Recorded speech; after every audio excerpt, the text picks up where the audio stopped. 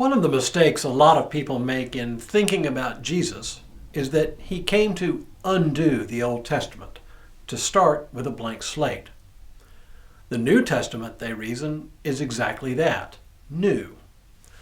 But as any theologian or Bible scholar will tell you, the New Testament is practically unintelligible apart from the Old. But what does Jesus say about all this? Hello, I'm Stuart Baskin, pastor of First Presbyterian Church of Tyler, Texas, and this is your daily devotional for Thursday, January 5th, 2023. There are a couple of different ways of reckoning the 12 days of Christmas.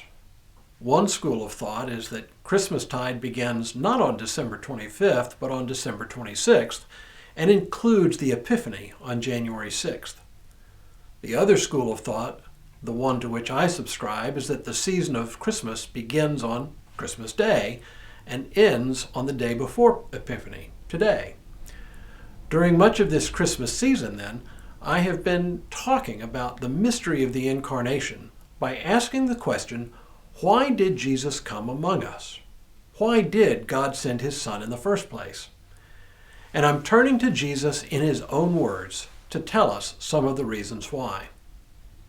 So far we've seen Jesus tell different reasons why he came: to proclaim the message that the kingdom of heaven is near, to offer life abundant, to bring a moment of crisis and choice into the life of the world, and to bring both judgment and salvation to the world. Now, in one of his more provocative statements, he dispels any notion that what he is doing is in any way new or that he has come to disrupt anything. It happens in the midst of what we know as the Sermon on the Mount, a lengthy discourse by Jesus early in the Gospel of Matthew. The most famous part of that sermon, of course, is the Beatitudes. But it is this brief snippet that I want to focus on today. Do not think that I have come to abolish the law or the prophets. I have not come to abolish, but to fulfill. For truly I tell you, until heaven and earth pass away, not one letter, not one stroke of a letter will pass from the law until all is accomplished. Well, first things first here. When Jesus speaks here of the law and the prophets, he's not talking only about the commandments and the books we call the prophets. By the law, he would have meant the Torah, the first 5 books of the Old Testament, sometimes called the Pentateuch: Genesis, Exodus, Leviticus, Numbers, and Deuteronomy. And by the prophets, he would have meant not only the books in the Hebrew Bible that we think of as the prophets, but he would have been thinking about what's called the Nevi'im.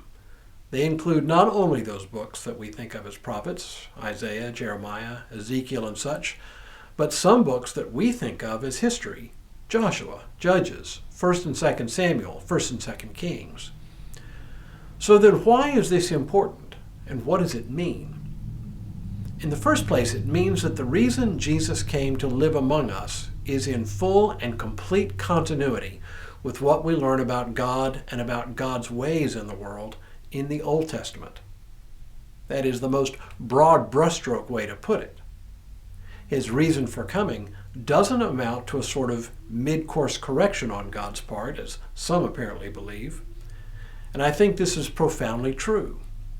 One of the things we learn early on and throughout Genesis is that God's purpose all along was for the inclusion of all the families of the earth. So instead of being sort of a plan B, Jesus is the one through whom this very early promise is finally fulfilled. A second reason why the continuity between the Old Testament and Jesus is important is that the God whom we know in Jesus Christ is the same God we came to know in the Old Testament, the God who created the heavens and the earth, the God who called Israel into being, the God who gave the law as our teacher and as our custodian, the God who spoke through prophets to call not only Israel, but the whole world back into obedience. When I was growing up, I frequently heard people say that they didn't like the God of the Old Testament. Too angry, too violent, too arbitrary, too whatever. But to reject the God of the Old Testament is to reject Jesus as well, because what he does is in full continuity with the Old Testament. A third reason why the continuity between the Old Testament and Jesus is important is that it reminds us that what is at stake in both the law and the prophets still matters. It's not that the particular laws bind us. Almost no one would argue, for example, that we are still bound to dietary laws or to laws related to sacrifice. But the law is much more than that. It is about guiding us into lives of faithful and grateful obedience to our Creator God. And the prophets remind us, and they remind us still, that we, just like the ancient Israelites, stray from the ways of God and need to be returned to obedience. We still ignore Christ for justice. We still substitute our own wants and our own values for God.